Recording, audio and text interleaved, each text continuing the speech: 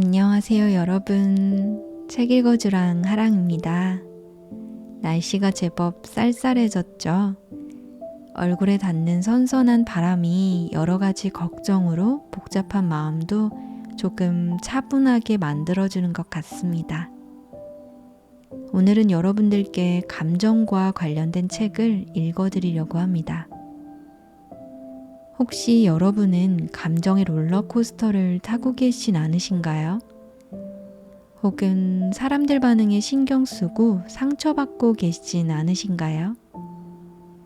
여러분 스스로가 아니더라도 주변에 그런 성향을 가지고 계신 분이 있으시다면 이 책을 꼭 소개해드리고 싶습니다.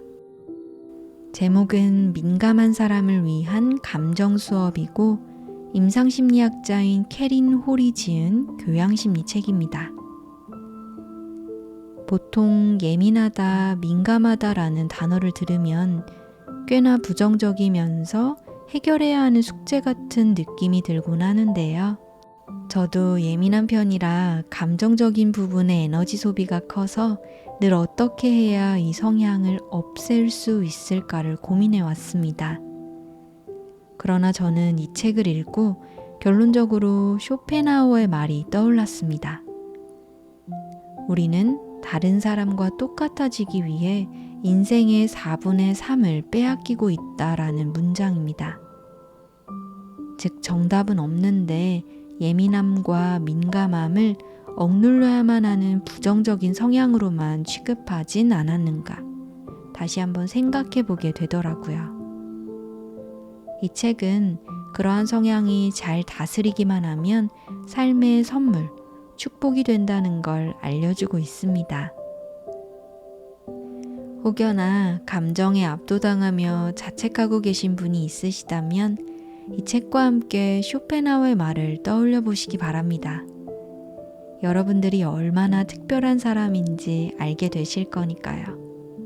그럼 여러분들께 도움이 되길 바라면서 정리한 부분들을 읽어드릴게요. 예민함을 삶의 무기로 활용하는 방법.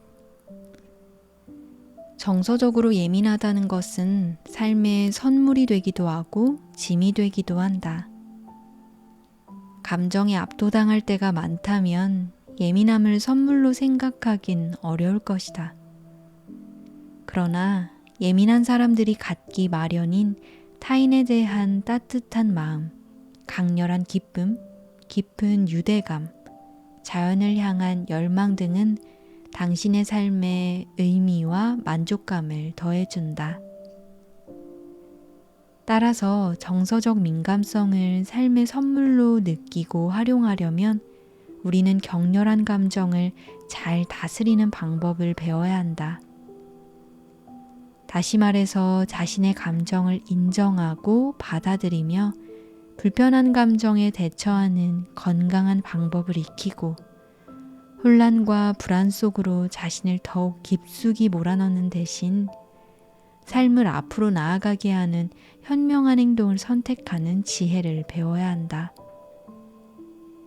컨디션이 좋지 않은 날에도 손이 많이 가는 아이를 봐달라는 누군가의 부탁을 들어주거나 당신의 행동 하나하나에 쓴소리를 서슴지 않는 친척들을 집에 초대하거나 공과금을 낼 돈이 없을 정도로 쇼핑을 계속하거나 과식을 하거나 사랑하는 사람들에게 고함을 친다면 당신은 지금 자신의 감정을 현명하게 다스리지 못해 스스로 삶을 더 힘들게 만들고 있다는 의미다. 감정을 잘 다스리는 것은 행복한 삶을 사는 데 필수적이다. 하지만 내가 아는 한 감정관리학 개론과 같은 이름의 수업은 어디서도 찾을 수 없었다. 또한 자녀들과 슬픔, 아픔, 분노의 감정에 대해 이야기를 나누는 또는 어떻게 이 감정을 처리해야 하는지 좋은 본보기를 보여주는 부모도 거의 없다. 격렬한 감정을 다루는 방법에 대해 설명하는 것은 쉽지 않다.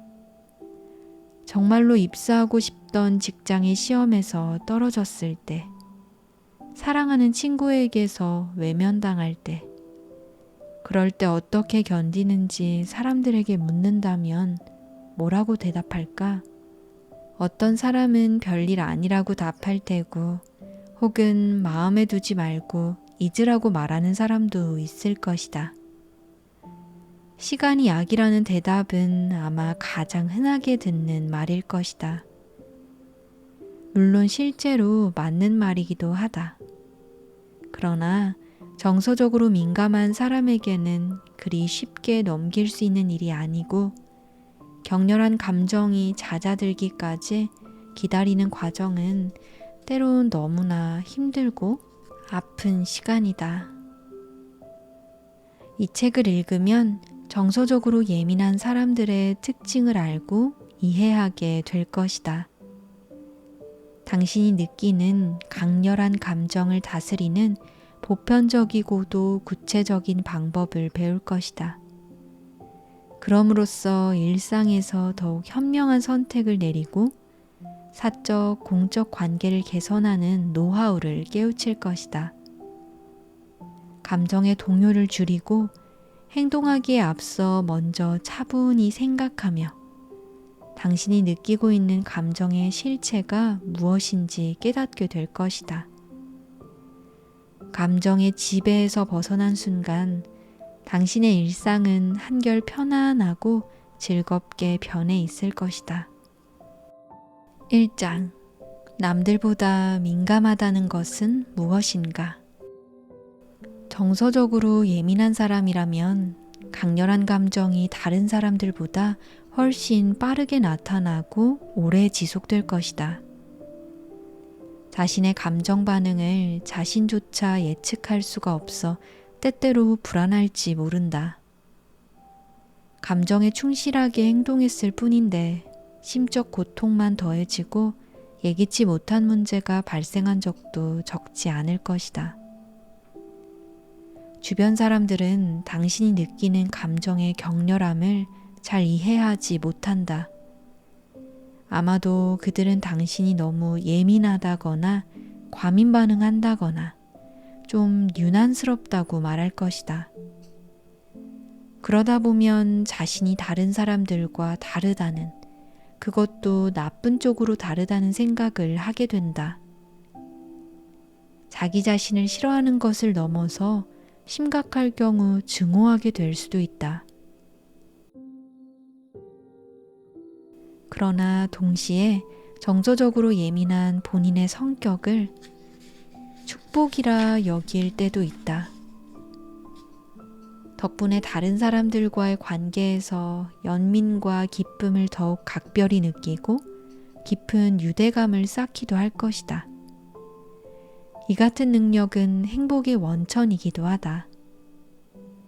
정서적으로 예민한 사람들이 자신의 감정을 좋은 방향으로 활용하는 방법을 배우기 위해선 먼저 자신의 특징부터 이해해야 한다. 결코 당신 혼자만의 이야기가 아니다. 많은 사람들이 당신과 비슷한 어려움을 경험하고 있다는 것을 깨닫고 당신에게 내재된 정서적 민감성을 인정하고 포용하는 것부터 시작해보자. 정서적으로 예민한 사람들의 특징. 예민한 사람들이 지닌 특징에는 좋은 점도 있고 나쁜 점도 있다. 어떤 사람은 정서적 예민함 덕분에 매우 긍정적인 경험을 하기도 하지만 예민한 성격으로 빚어진 문제 때문에 고통받는 사람도 있다. 대표적으로 몇 가지를 정리해 보았다. 첫 번째, 자연을 상당히 민감하게 느낀다. 정서적으로 예민한 사람들은 자신이 경험하는 상호작용과 사건을 모두 감정으로 이해한다. 바람에 날리는 풍선과 같이 사소한 일도 가슴 뭉클하게 받아들인다. 이렇듯 강렬한 감정 때문에 상당한 피로감을 느끼는 탓에 평온함을 유지하는 것이 어렵다. 예민한 사람은 자연에서 안정을 얻는다. 자연과의 유대감을 통해 소속감을 얻고 자신이 혼자가 아니라는 위안을 받는다. 지치고 힘들 때 꽃향기를 맡고 파도 소리를 듣고 나뭇잎이 떨어지는 모습을 보고 반려동물과 함께하면 재충전이 된다. 실제로 반려동물에게서 굉장한 위안을 얻기 때문에 반려동물을 지극정성으로 대하는 사람이 많다. 한편 자연에 대한 애정으로 인해 타인이 자연을 존중하지 않는 모습을 보일 때면 상처를 받는다. 사람들이 동물원에서 침팬지를 보며 즐거워할 때 당신은 침팬지가 우리에 갇혀 있는 모습 때문에 마음이 아파온다. 다친 동물을 볼 때 격렬한 분노를 느끼거나 깊은 슬픔에 사로잡힌다. 어쩌면 어린 시절 식물까지도 걱정한 나머지 잔디밭을 걸으면서 풀을 다치게 할까봐 조마조마했을 수도 있다. 두 번째, 타인의 감정에도 민감하다. 정서적으로 예민한 사람들은 타인의 감정에도 상당히 민감한 편이다. 누군가 화를 내면 똑같이, 심지어 더 심하게 분노를 느끼기도 한다. 위로가 필요한 상대에게는 정확히 어떤 이야기를 해줘야 할지 잘 알고 있다. 누군가 울고 있다면 아마 몇 시간이고 이 사람을 걱정할 것이다. 유년 시절 반 친구가 선생님께 잘못된 행동을 할 때면 선생님의 기분이 상할까 걱정하고 비싼 준비물이 필요할 때는 집안의 재정 상황을 걱정하기도 했을 것이다. 타인을 기분 좋게 해주고 의미 있는 선물을 고르는데도 탁월한 재주가 있다. 당신은 신뢰할 수 있는 조력자이다. 큰일을 겪고 무너진 친구를 아무도 찾지 않을 때 당신만은 친구의 곁에 남아준다. 도움이 필요한 곳에는 어디든지 달려간다. 타인의 감정을 잘 읽어낸다는 것은 바꿔 말하면 다른 사람이 당신의 감정에 지나치게 큰 영향을 준다는 의미이기도 하다. 사람들의 말이나 행동을 확대 해석하고 당신을 어떻게 생각할지 의심하고 걱정한다. 타인에게 상처를 줄까 지나치게 신경 쓰는 나머지 본인의 주장을 펼치지 못할 때가 있다. 고통에 빠진 사람의 문제를 해결해 주려 노력하고 그 과정에서 가끔씩은 그래서는 안 된다는 것을 잘 알면서도 상대방이 원하는 것을 모두 들어주기도 한다. 개인적 일이나 혹은 업무 때문에 어쩔 수 없이 타인을 불편하게 해야 할 일을 할 때는 배탈이나 구토 등의 신체적 증상이 나타나기도 한다. 세 번째, 상당히 너그럽지만 한순간 돌아선다. 쉽게 상처를 받는다는 특성과 더불어 타인에게 상당한 배려를 베풀기 때문에 필연적으로 인간관계에서 기복을 경험할 수밖에 없다. 정서적으로 예민한 사람은 많은 사람들과 교류하고 싶다는 강렬한 욕구를 갖고 있는 한편 천성적으로 주변 사람들에게 민감하게 반응한다. 가끔 어느 선까지 참아야 하고 어디까지 못 본 척 넘어가는 것이 좋을지 판단하는 것이 어렵다. 또한 잘못된 행동을 하는 사람을 보고 그럴 만한 사정이 있을 거라고 변명거리를 생각해내 이해하기도 한다. 누군가 당신을 나쁘게 대할 때 다른 사람들은 모두 그것을 지적하는 반면 본인만 깨닫지 못할 때도 있다. 사소하게 신경을 거스르는 문제에 쉬이 과민하게 반응하고 일반 사람들에게는 별 문제가 되지 않는 사안으로 상대방과의 연이 끊길까봐 몇 번이나 고민하기도 한다. 아주 가까운 사람이라도 완전히 신뢰하지 않는 경향도 보인다. 의심이 많은 탓에 타인의 말을 왜곡하거나 타인이 부당하게 군다고 오해해 화가 날 때가 많다.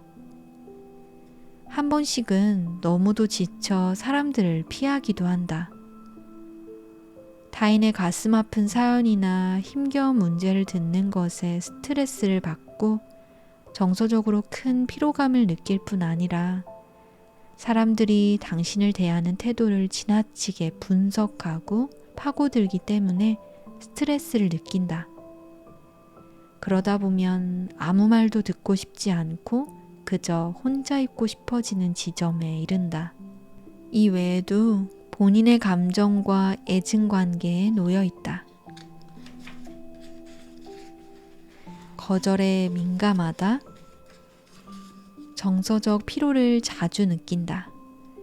의사결정을 하는 것이 어렵다. 직관적인 사고가 발달해 있다. 창의력이 뛰어나다. 정의감이 투철하다.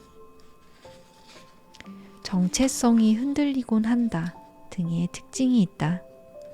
이것은 확고한 정체성이 형성되지 않았기 때문에 함께 있는 사람들이나 머무는 장소에 따라 혹은 읽고 있는 책이나 빠져 있는 영화에 따라 자아상이 달라지기도 한다. 카멜레온처럼 주변 환경에 맞춰 스스로를 변화시키는 것이다. 가령 자신은 자급자족의 삶을 꿈꾸는 환경운동가라고 생각하다가도 일주일 후에는 종교적 대의에 따라 헌신하는 삶에 열정을 느끼는 시기다. 이성적 사고가 성숙함과 지성의 상징으로 보일 때가 많다. 정서적으로 예민한 사람의 경우 감정이 이성을 지배하는 경우가 많은 탓에 성숙하고 지적인 모습을 보이고 싶다는 바람이 커질수록 감정을 수용하고 처리하는 것이 더 힘들어진다. 그들은 슬픔이나 두려움, 질투심 등을 느끼지 않는다면 삶이 한결 수월해질 거라고 믿는다. 이러한 감정을 느끼지 않는다면 분노로 눈물이 터질 때 다른 사람들의 시선을 견뎌야 할 일도 없고 아침에 마주친 이웃이 왜 인사를 하지 않았는지 하루 종일 생각하는 당신을 철부지 보듯 하는 사람들로부터 자유로울 수 있을 테니까. 그리하여 극단적으로는 감정을 느끼지 않는 삶을 바라기도 한다. 그러나 감정은 당신이 안전하고 만족스러운 삶을 사는데 필요한 중요한 정보를 전해준다. 예컨대 두려움은 위험에서 멀어져야 한다는 신호이고 사랑은 누구를 보호해야 할지, 누구와 깊은 관계를 맺어야 할지 알려주며 기쁨은 긍정적인 경험을 더 감사하게 여길 줄 아는 태도를 가르쳐준다. 또한 감정은 행동을 이끄는 강력한 동기이다. 도움이 필요한 사람들, 어려움에 빠진 사람들을 돕는 원동력은 이성이 아니라 감정이다. 물에 빠진 어린아이를 구하기 위해 얼음장 같은 호수에 뛰어들게 만드는 것은 이성이 시키는 일이 아니다. 따라서 일방적으로 감정을 억제하는 것만이 능사는 아니다. 자신의 감정 정보를 바탕으로 이성적 사고를 할 때 일상에서 더욱 건강한 의사결정을 내릴 수 있다. 감정을 수용하고 그 감정이 내포한 정보를 이해하려면 먼저 본인의 감정 표현 유형부터 파악해야 한다. 감정의 원인을 파악한다. 예민한 사람은 왜 이런 기분을 느끼는지 스스로도 확실히 알지 못할 때가 많다. 우울하거나 두렵거나 화가 나지만 그 이유를 알지 못하는 것이다. 자신이 어떤 감정을 느끼고 그 원인이 무엇인지 정확하게 파악할 수 있다면 더욱 효율적으로 해당 감정을 처리할 수 있다. 가령 걱정되고 두려운 감정이 찾아오는 원인이 눈보라 예보 때문이라면 음식을 미리 비축해 놓고 차에 스노타이어 체인을 장착하는 등의 이성적이고 건설적인 조치를 취할 수 있다. 문제를 해결하기 위해 적절한 행동을 취하고 문제 상황 속에서 변화를 이끌어내고자 하는 자세는 감정을 관리하는 데 효과적이다. 그러나 가끔은 무언가 할 수 있는 일이 없는 상황에 처하기도 한다. 예를 들어 사랑하는 사람이 내일 가벼운 수술을 하게 되어 불안한 경우이다. 그런데 이 경우에도 잘 생각해 보면 이 상황을 바꾸기 위해 당신이 할 수 있는 일은 없을지언정 최소한 당신을 불안하게 하는 이유가 시간이 지나면 사라진다는 것을 깨달을 수는 있다. 잠깐 동안만 불안감을 다스리면 된다는 사실을 깨닫고 나면 마음의 평안을 찾거나 스스로 불안감에서 잠시 벗어날 방법을 생각해 볼 수 있다. 예를 들면 이런 경우다. 당신은 일주일 내내 불편한 감정에 시달리고 있다. 그러다 결국 불편함을 야기하는 원인이 무엇인지 고민하기 시작한다. 지난주에 지원한 회사에서 아직 결과를 듣지 못해서였음을 깨닫는다. 이제 조금 더 큰 관점에서 자신의 감정을 들여다볼 수 있게 되었다.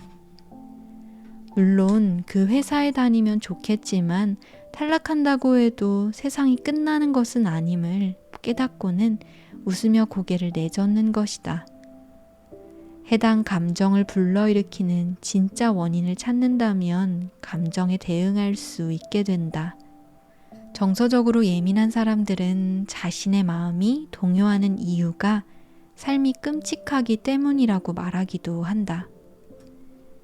이런 생각은 고통을 가중시킬 뿐이다. 사실 삶이 끔찍하다는 생각은 예컨대 당신이 마음의 상처를 입었기 때문에 얻은 결론이지 감정의 원인이 아니다. 삶이 끔찍하다고 생각하게 된 구체적인 사건이 있었는지 살펴봐야 한다. 자신의 삶이 엉망이라고 생각된다면 가장 최근에 어떤 일로 인해 그런 생각을 갖게 되었는지 생각해보자. 엄마에게 월세를 또 빌려달라고 부탁했더니 화가 난 엄마가 너무 지긋지긋하다고 말했다는 식의 상세하고도 사실적인 기술이 문제에 대한 해결책을 찾는 데 도움이 된다. 사실관계를 분명히 하지 않은 채 엄마가 너무 이기적으로 굴어서 내 삶이 더 끔찍해졌어 라는 식으로 불평하는 것은 끔찍하고 절망적인 기분만 더 크게 키울 뿐이다. 괴로운 감정에 빠져들지 않는다. 슬픔과 같이 괴로운 감정을 느낄 때면 그런 부정적인 감정을 더욱 강렬하게 불러일으키는 일이나 생각을 재빨리 차단하는 것이 좋다. 물론 이는 생각보다 힘든 일이다. 우울할 때는 본능적으로 즐겁게 웃고 있는 사람들과 함께하고 싶은 마음이 생기지 않는다. 불행한 사람들과 함께하는 편이 마음이 편하다. 누군가에게 화가 났을 때에는 그 사람에게 자신이 화를 낼 만한 이유를 찾게 되고 그 결과 더 오래 미워하게 되고 만다. 마치 애인과 헤어졌을 때 이별에 대한 슬픈 노래를 찾아 듣는 시기다. 다행인 것은 힘든 감정에 더욱 깊이 빠져들지 않을 방법이 있다는 것이다.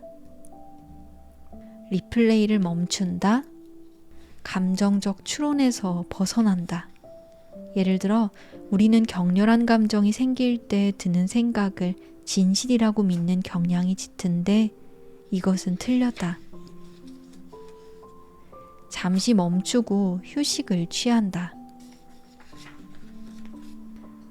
순간적인 감정에 이성이 마비된 나머지 당신이 바라는 삶과 동떨어진 행동을 하게 되는 경우가 있다. 자신의 감정 반응 패턴을 파악하고 이 패턴이 당신의 삶에 어떤 영향을 미치는지 알아가는 과정이 필요하다. 불편하겠지만 감정을 관리하는 법을 깨우치기 위해 꼭 필요한 과정이다. 3장. 감정을 다스리는데 도움이 되는 기본적인 생활 습관. 충분한 수면과 운동의 중요성에 대해서는 이미 알고 있을 것이다. 어머니 혹은 의사에게서 들었거나 잡지나 건강 관련 뉴스에서 관련 글을 읽어본 경험이 있을 것이다. 그런데 이런 기본적인 생활 수칙들을 날마다 지키고 실천하는 것이 감정을 관리하는 능력을 향상시킨다는 것은 알고 있었는가? 몸이 아프거나 피곤할 때, 배가 고플 때는 감정 조절 능력도 떨어진다. 더구나 예민한 사람은 유사한 상황에서도 일반 사람들보다 더욱 강도 높은 감정을 느끼기 때문에 평소에 자기 자신을 철저히 관리하고 돌보는 것이 더욱 중요하다. 격렬한 감정은 규칙적인 수면과 운동처럼 건강한 생활 습관을 유지하는 데 걸림돌이 될 뿐 아니라 정돈된 생활도 불가능하게 한다. 신체적 건강을 돌보고 환경을 정돈하는 것의 중요성을 그저 머리로 알고 있는 것에 그치지 말고 실제로 실천하는 것이 중요하다. 그러면 상상 이상으로 삶의 질이 높아지는 것을 경험하게 될 것이다.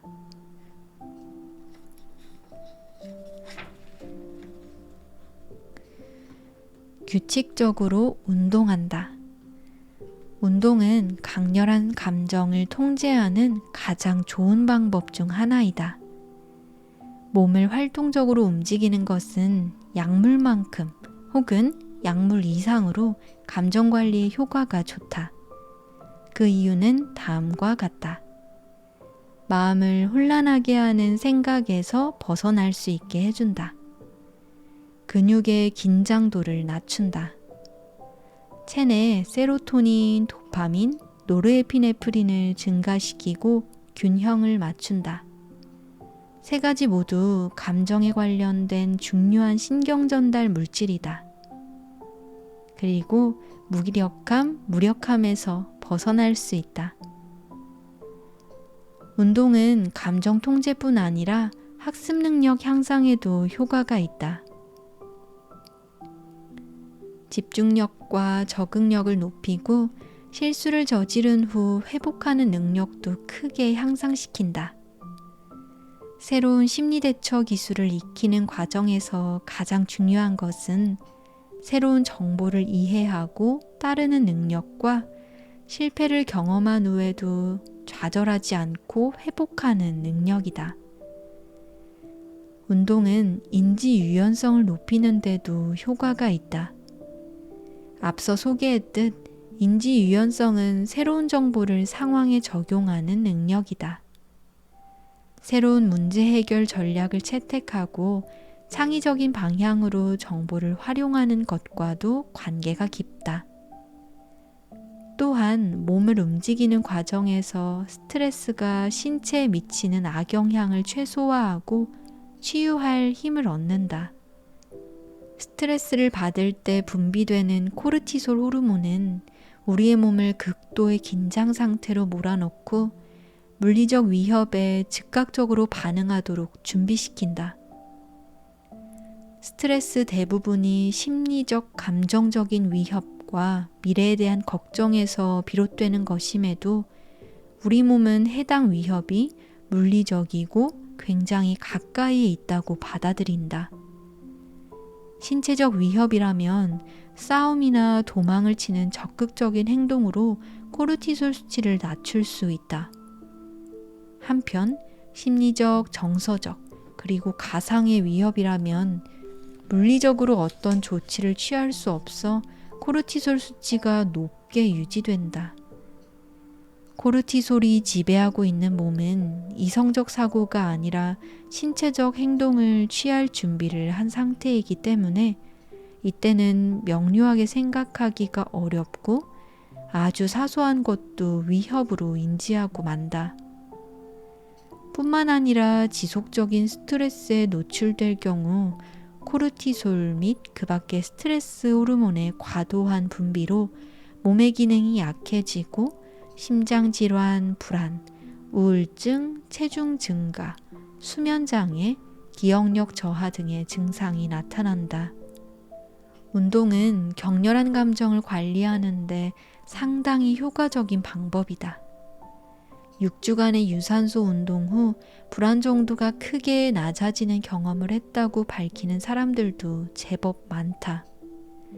집중력과 학습 능력이 향상될 뿐만 아니라 건강도 증진된다.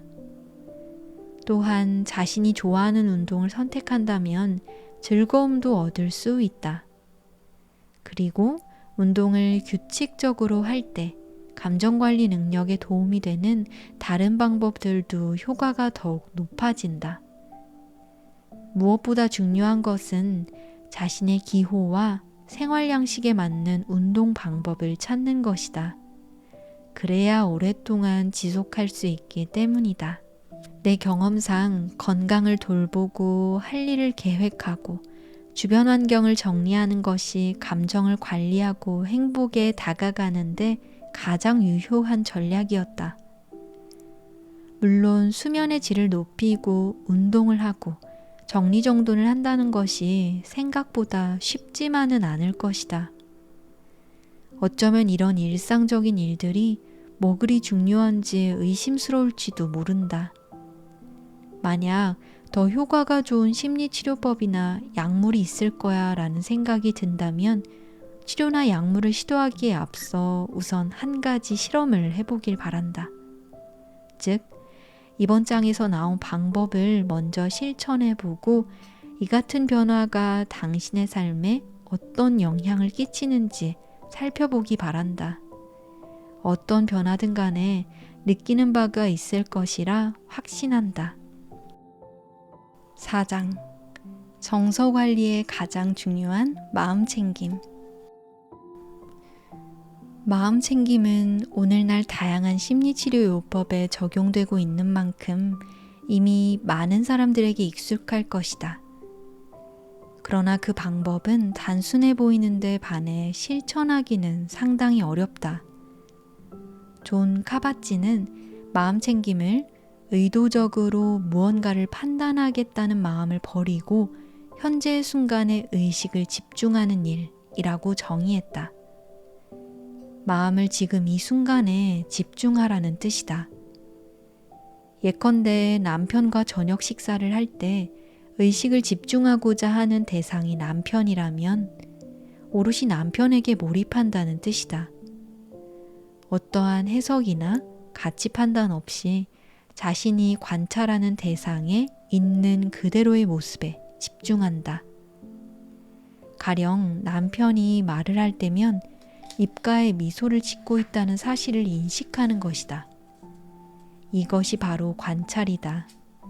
이 남자는 멍청이야 라는 식의 생각은 가치 판단에 속한다. 관찰하고 있는 대상에 정신을 집중하는 능력은 개인이 행복을 느끼는데 굉장한 영향을 미친다. 자신의 생각을 현재의 순간에 집중시키기 위해 노력한다면 훨씬 차분해지고 스트레스도 덜 받을 수 있다. 그러나 본능적으로 인간은 마음 챙김을 행하기가 어렵다. 우리의 생각은 산만하게 여기저기로 옮겨다니기 마련이다.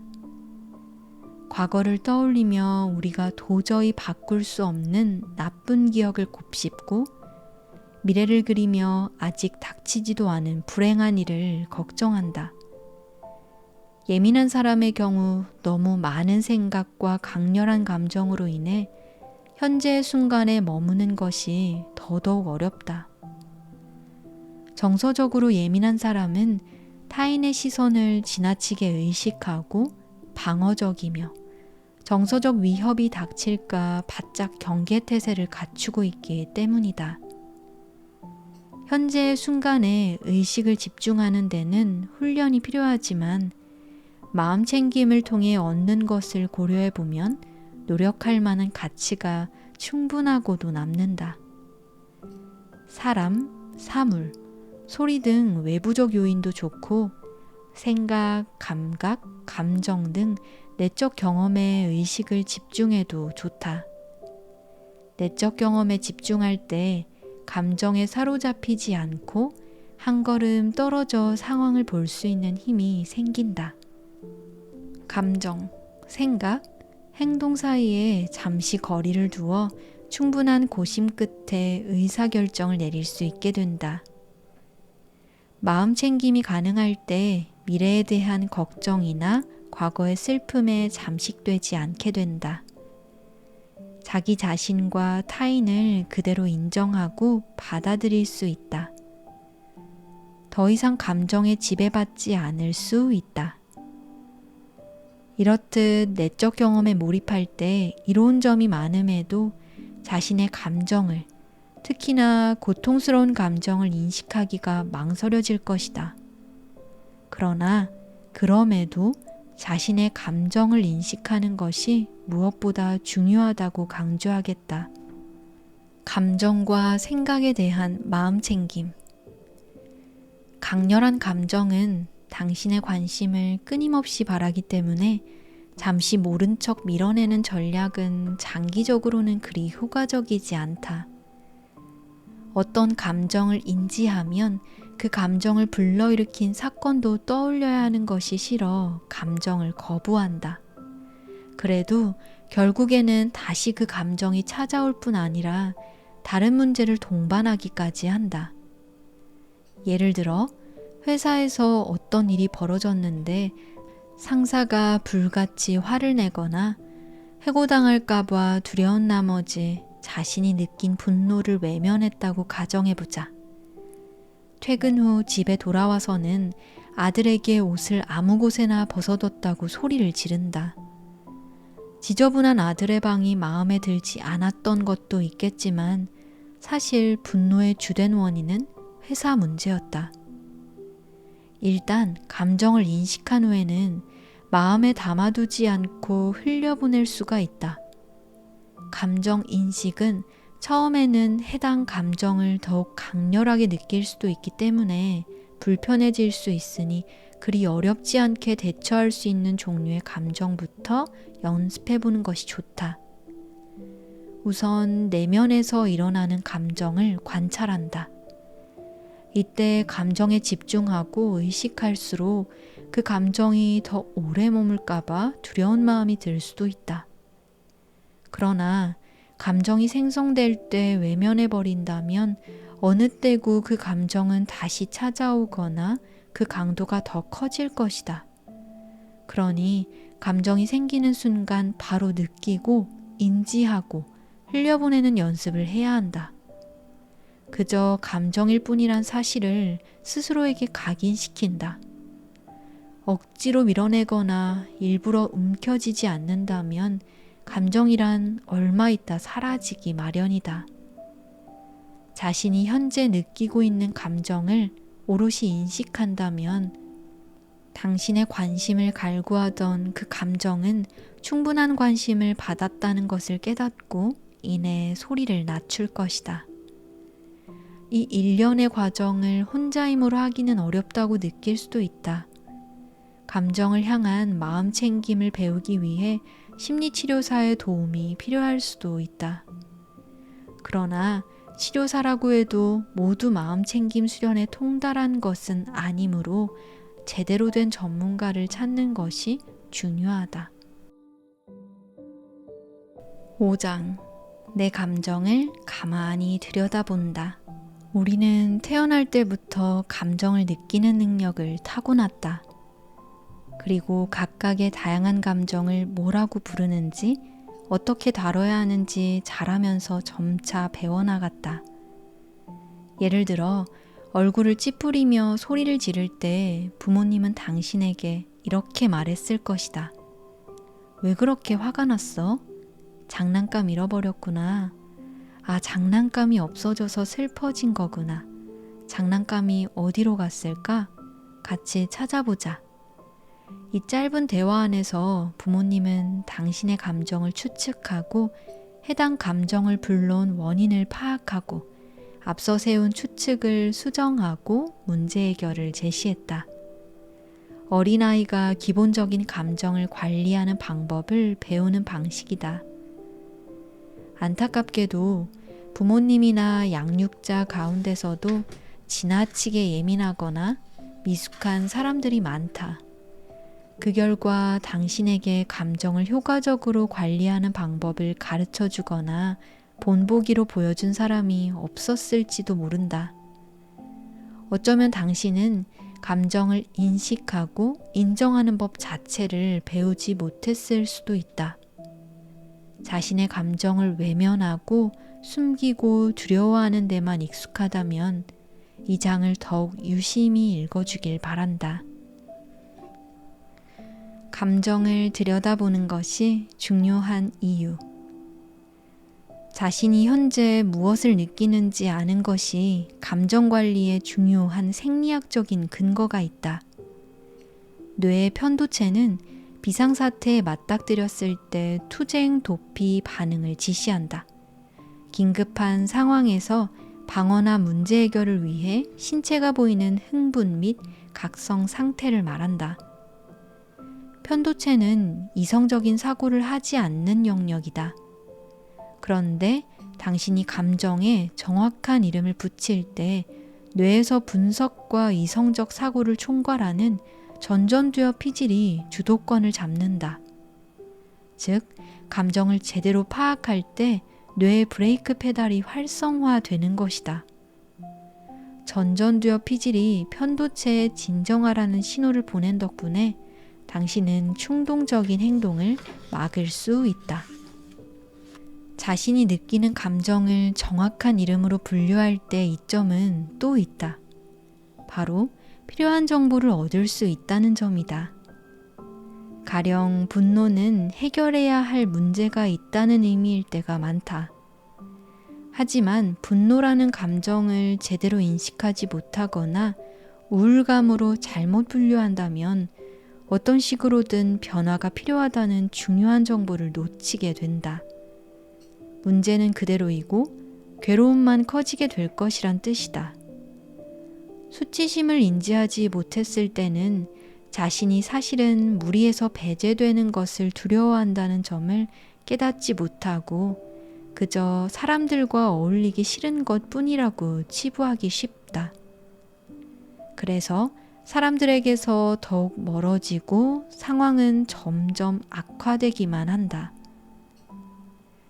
감정의 실체를 정확히 파악해야 원인도 제대로 찾을 수 있다.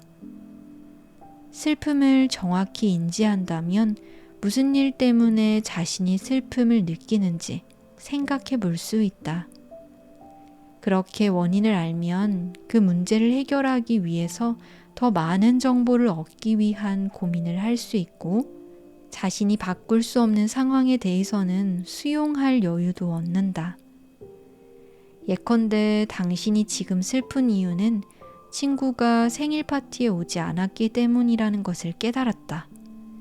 그러면 당신은 친구에게 너무 아쉬웠다는 말을 전할 수 있다. 그런데 만약 슬픔을 분노로 잘못 이름 붙인다면, 잘못 인식한다면 이후 당신의 반응도 상당히 달라질 것이다. 친구와 교류를 끊거나 화를 내는 식으로 말이다. 이런 행동은 슬픔을 해소하는 데도 도움이 되지 않을 뿐더러 친구를 잃게 되는 결과만 초래할 수 있다. 어쩌면 친구를 잃게 되는 것이야말로 당신의 가장 큰 두려움이었을 텐데 말이다. 자신의 감정을 정확하게 파악하는 것은 감정 관리에 아주 중요하다. 비단 정서적으로 예민한 사람뿐 아니라 모두에게 해당되는 말이다. 그러나 예민한 사람의 경우 감정을 훨씬 강렬하게 느끼기 때문에 감정에 대처하는 방법을 찾고 적극 활용하는 노력이 더욱 중요하다. 이번 장에서 다룬 감정의 실체와 원인을 파악하는 방법에 숙달되고 나면 특정 감정에 자신이 반응하는 패턴을 이해하게 되어 더욱 효과적으로 감정에 대처할 수 있게 될 것이다. 이어지는 장들에서는 감정 패턴을 바꾸는 여러 가지 방법을 좀 더 구체적으로 다룰 예정이다.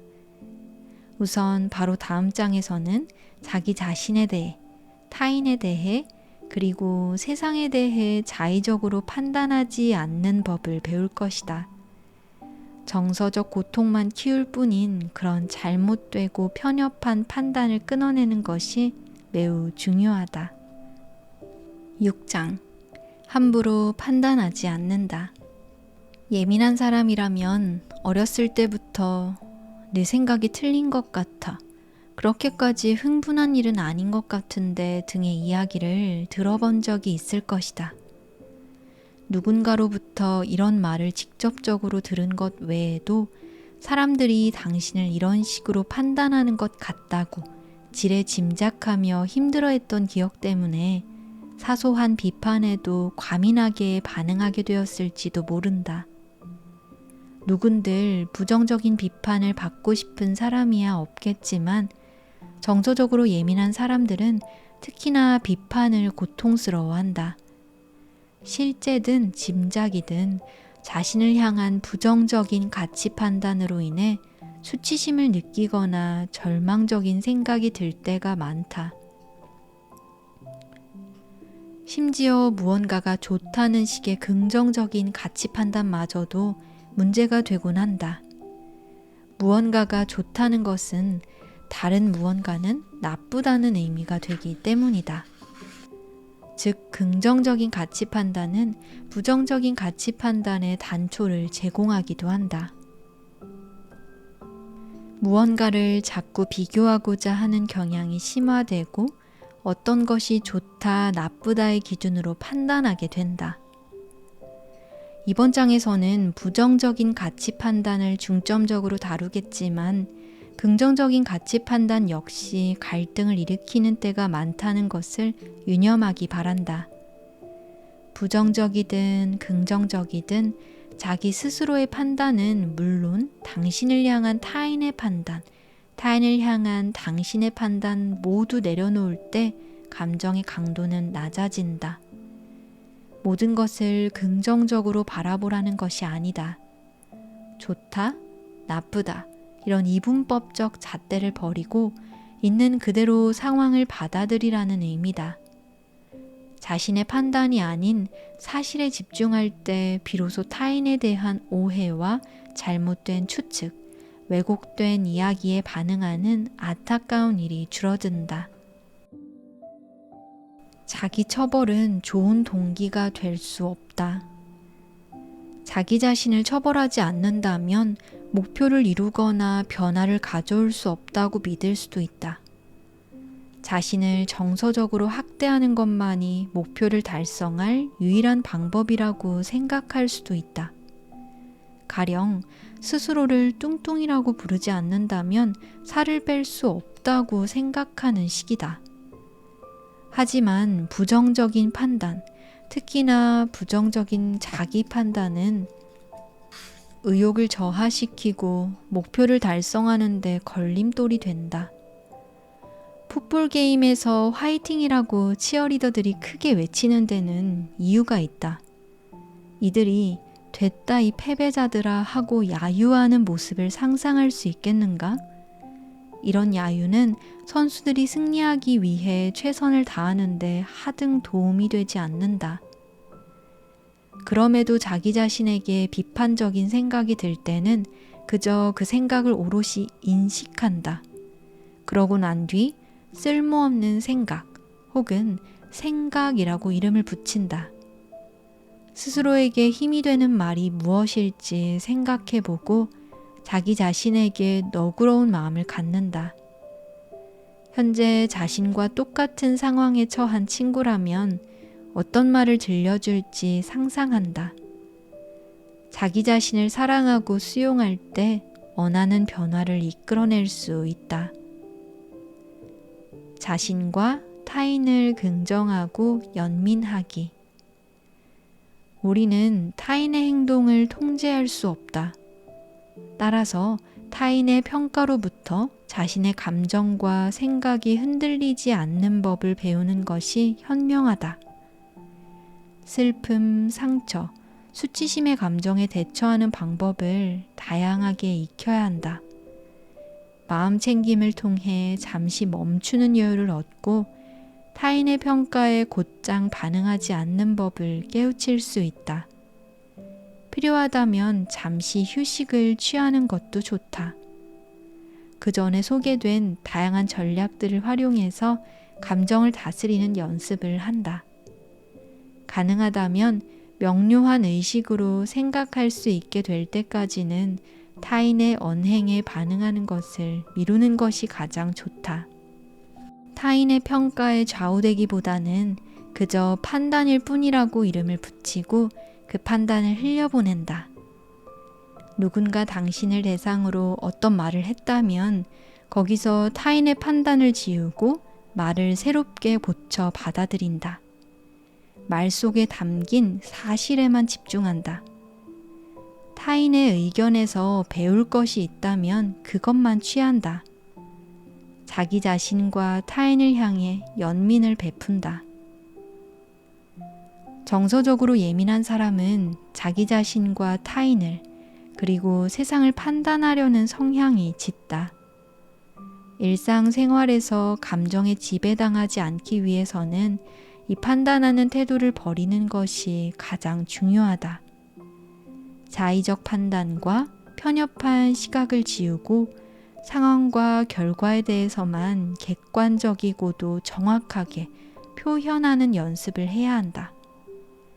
타인에게 너그러운 마음을 갖고 이들이 악의가 아닌 선의를 바탕으로 행동하고 있다고 믿어야 한다. 힘든 일이겠지만 계속 연습하다 보면 안정된 삶, 건강한 자아상, 굳건한 인간관계로 충분한 보상을 받게 될 것이다. 7장. 이성적으로 현명한 선택을 하는 방법. 정서적으로 예민한 사람들의 경우 결정을 해야 하는 상황에 압도당하는 경우가 많다. 가장 맑은 의식으로 상황을 바라봐야 할 때 오히려 감정에 휘말리고 만다. 그래서 회의에 무슨 옷을 입고 참석해야 할지, 친구와 어디서 저녁을 먹어야 하는지와 같이 일상생활 속 사소한 선택마저도 상당히 어려운 일처럼 느껴질 수 있다. 사실관계를 고려하고 자신이 무엇을 원하는지 인식하고 가능한 결과를 예측하고 필요할 때는 절충할 수 있는 유연성을 갖춰야 좋은 선택을 할 수 있다. 그러나 감정에만 사로잡히게 되면 이 일련의 과정이 복잡하고 까다롭게 느껴진다. 단계별로 하나씩 실행한다. 정서적으로 예민한 사람들의 경우 너무 큰 그림에만 집중한 나머지 한 발짝도 나아가지 못할 때가 많다. 예컨대 신입생이 앞으로 몇 년 동안 의대에서 소화하게 될 학업량을 떠올리면서 자신이 진짜 끝까지 해낼 수 있을지 걱정하는 시기다. 7살 아이가 모비딕을 읽을 걱정을 하는 것과 마찬가지다.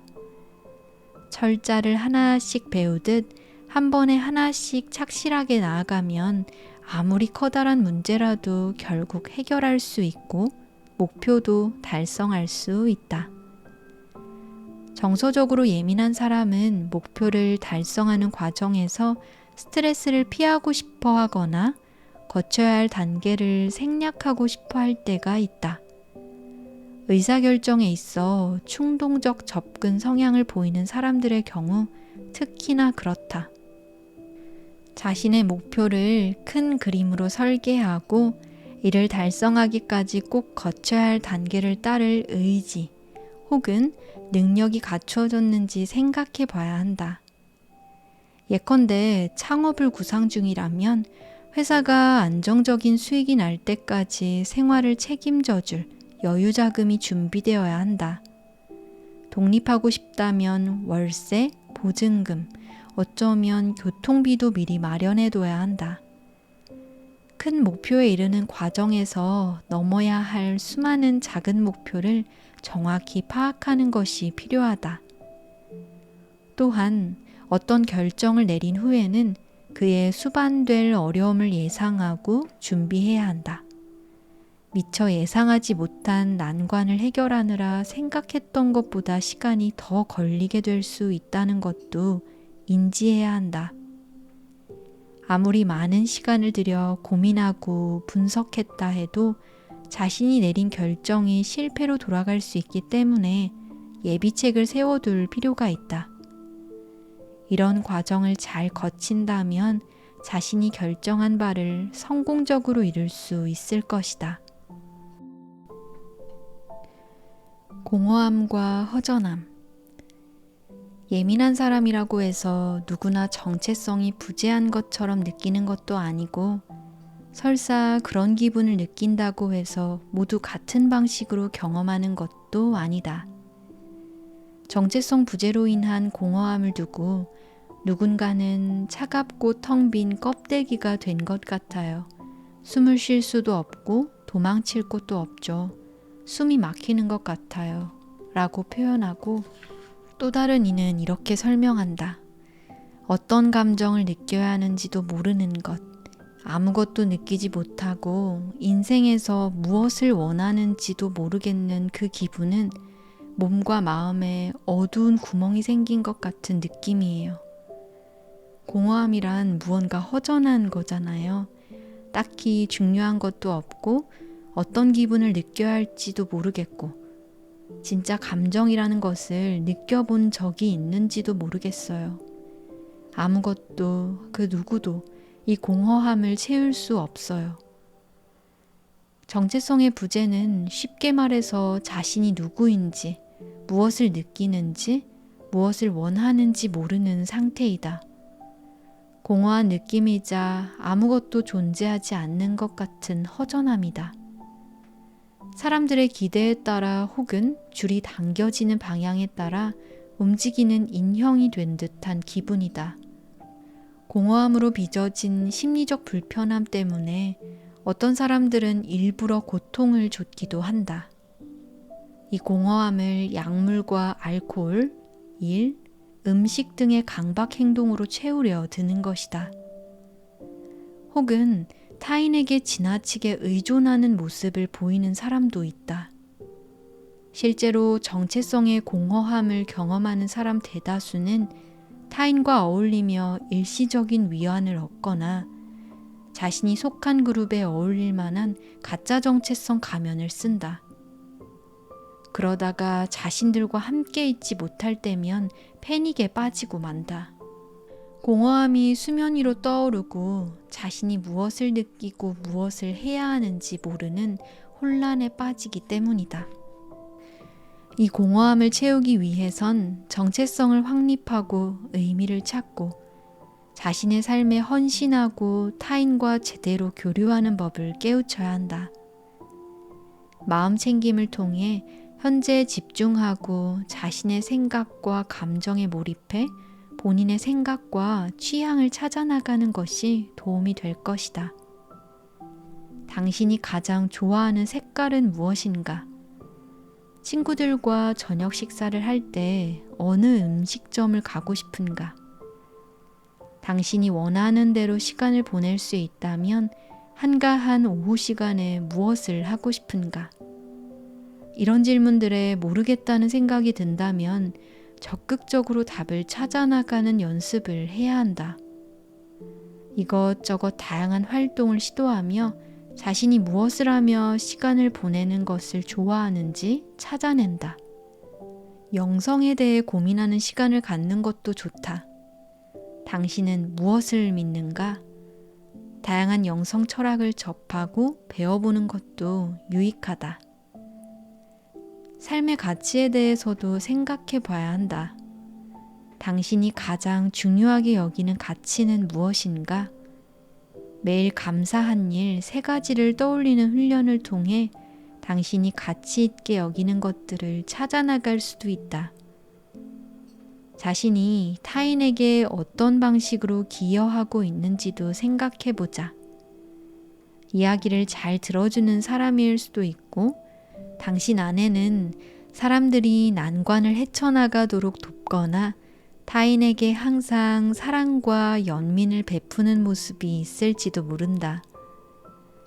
타인에게 도움을 주었던 경험을 떠올린다면 당신이 중요하게 여기는 삶의 가치가 무엇이었는지 깨닫게 될 수도 있다. 또 사람들과 어울리며 공허함을 감추려는 성향이 있다면 혼자서 하는 활동들을 찾아보는 것이 좋다.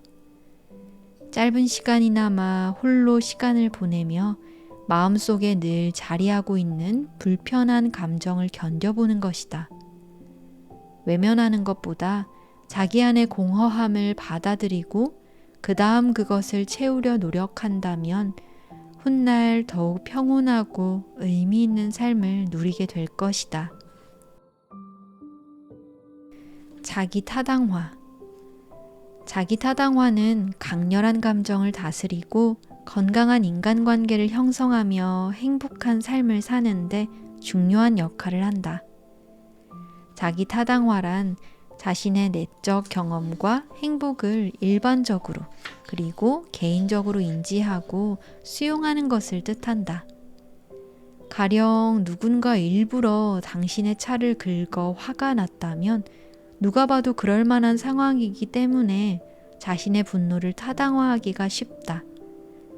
하지만 정서적으로 예민한 사람의 경우 다른 사람들은 별로 개의치 않는 상황에서도 감정의 동요를 일으키는 경우가 많다. 이때는 나는 민감한 사람이라 다른 사람들은 몰라도 내가 이런 상황에서 불편함을 느끼는 것은 당연해 라고 말하며 자신의 감정을 스스로 인정해야 한다. 그래야 스스로를 부정적으로 평가하고 재단하는 일이 줄어든다. 강렬한 감정을 경험하는 자신을 인정하며 자기 자신을 수용하고 내적 경험을 신뢰할 때 올바른 정체성이 형성된다. 타당화에는 6가지 단계가 있다. 이 단계들을 자기 타당화 과정에도 적용해 볼 수 있다. 1단계, 현재에 머문다. 2단계, 자신의 모습을 정확히 파악한다. 3단계, 추측한다. 내가 현재 느끼는 감정을 추적해 나가는 것이다. 4단계, 과거의 경험을 인정한다. 5단계, 정상으로 받아들인다. 6단계, 진정성을 갖는다. 이상입니다. 여러분, 이 책이 여러분 자체를 정의하는 건 아니지만 어느 정도 공감되는 부분이 조금이라도 있다면 이 책이 추천해주는 방법들을 시도해보는 건 어떨까요? 그럼 오늘도 함께 해주셔서 감사합니다. 다음에 또 봐요.